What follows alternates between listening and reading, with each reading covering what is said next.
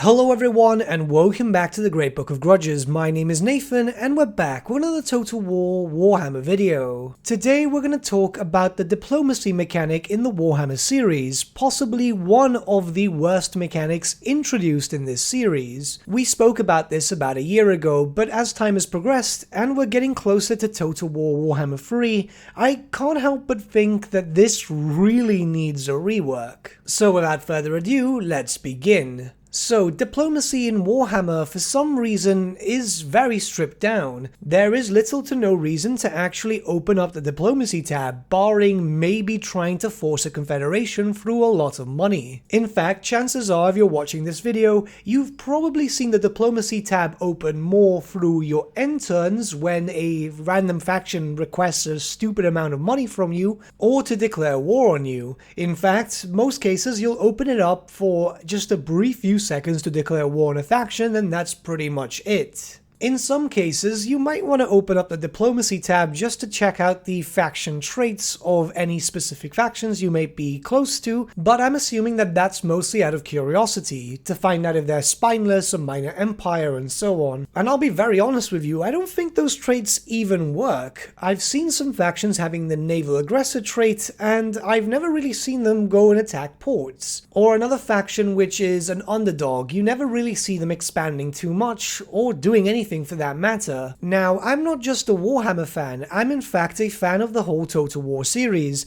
and that's why I'm really confused as why diplomacy was handled this way. Total War was always supposed to be a sandbox with loads of diplomacy options and just loads of different things. In fact, it's very obvious when you start looking at other Total War titles. Let's use some examples here. Okay, so one of the more recent titles is Three Kingdoms, and this one probably has the more in-depth diplomacy system of all the Total War games. Loads of different options regarding trade, warfare, alliances. There's just so much that it does become a little bit overwhelming, I'll be honest about that. Though it is incredibly thorough and has pretty much an option for just about anything. On the other side of the spectrum, if we look towards Total War Rome Remastered, it's a tad more simplified. Of course, this is based off the system which was there in the much older games. Though as you can see on screen, there's a lot more options here than there is for Warhammer. Also keep in mind that some options are actually missing here too, as my faction already has some long-standing agreements with the other faction in question. Rome 1's diplomacy system, by comparison, is so much more complex than that of Warhammer's. It's actually quite disappointing when you make the comparison of the age of the games. The Warhammer series is fairly recent, but Rome Remastered is based on what, a 16-year-old game? It is actually quite beneficial to you to use diplomacy in Total War games. For example, in Three Kingdoms or even Rome, you'll want to set up some trade routes or even some alliances to take out an even stronger empire. In Warhammer, however, diplomacy acts more as a punishment than anything. Alright, let's go and use some examples here, and we're gonna go quite heavy into this. So any form of pact with any faction just is a bit of a clutch. If you look towards military or defensive alliances, they do more harm for you than good. Not only will your allies bring you into nonsensical wars, sometimes they'll even declare wars on some of your other allies, so you're being forced to pick here, or you can break your alliance with both of them and just leave them to it. The problem there is your reliability rating then takes a massive hit. This then becomes a problem when trying to get some diplomacy done with other factions. You'll actually have to end up waiting for, what, it's usually around 10 turns or so, which is a bit of a time depending on how you play, and can lead to other factions already declaring war on you by that point, so even then you're already kinda screwed.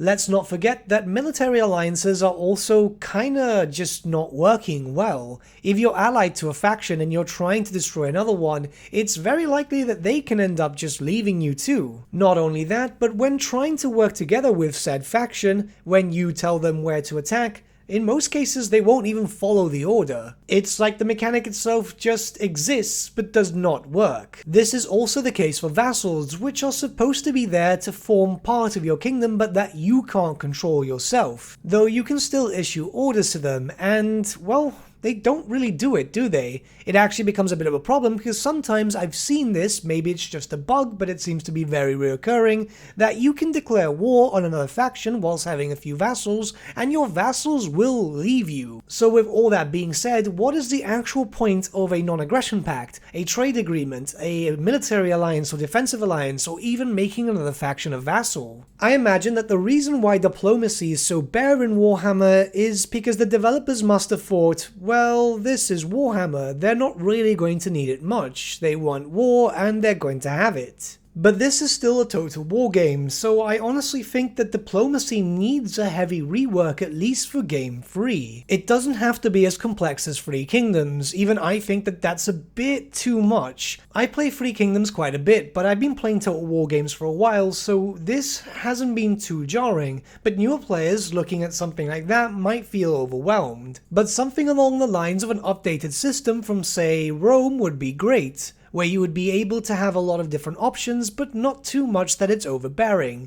and that also includes trading settlements. I've never really had issues with alliances and so on with other titles as I have with Warhammer. Now, truth be told, of course, Warhammer isn't a difficult game, so you don't really need alliances, though for thematic reasons, if you want to roleplay your campaign, or if you just don't want to fight certain factions, they are there. The only time an alliance is actually ever useful is if you're playing as an Order faction during the Chaos Invasion, when an Order tide does appear. And that's pretty much just the Order factions joining up together to stomp out the Chaos Invasion. A few turns later, they'll all start pretty much just attacking each other once again. So it's not real diplomacy, it's more fabricated diplomacy. This is a trigger event which will start to force all the NPC Order factions to join up. It's up to you if you want to join in or not, but again, what's the point of diplomacy then, if that's just the force trigger which will make people ally? I'm not saying make it a full lore-friendly system, though we will talk about that a little later in the video, but I would like to see the diplomacy system brought up to the standard of recent Total War titles. It doesn't have to be complex, but there should be a reason to use it at least every so often, or else it will just feel like you're wasting your time every time the diplomacy tab needs to be opened up for any reason. Now, it would be interesting if we did see an implementation lore-friendly wise,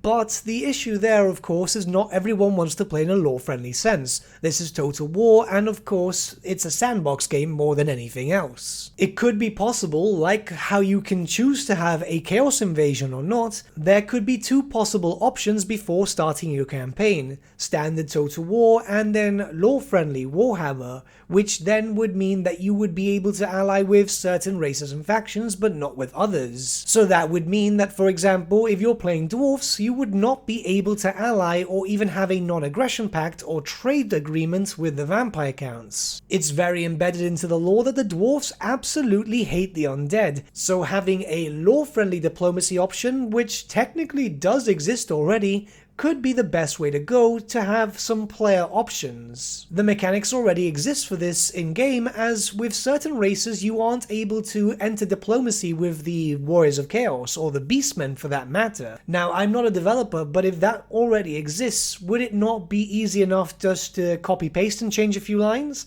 As far as I've been told when it comes to modding, this is more or less with tables more than anything, though I'm imagining the back-end into the game code itself, it's a tad more complicated, though the option to have a more lore-friendly experience would be great. This is the problem when a fantasy world is brought into a sandbox game. I am pretty happy about that either way, but I would still prefer to have the option to have a lore-friendly experience. Plus, it would give a lot more replayability in a vanilla sense too, as you would have options to play with a pure sandbox way, as you can then forge the narrative yourself. Or if you started getting into Warhammer Fantasy lore itself and want to have a more lore-friendly experience, you could toggle that on and play that too. It might be a bit too difficult to balance, I'm not too sure. At the end of the day, like I said, I'm not a developer, but it would be interesting if they could do this. It's kind of like how they changed for the Empire, where they can't declare war on each other unless certain trigger events happen, like for example a province trying to secede or a full-on civil war. Maybe I'm hoping for too much, and maybe I just have too many high hopes for Game 3, but it is the last game of the series, and I want it to be great. And quality of life changes, like for example for the diplomacy system, would make it a little bit better.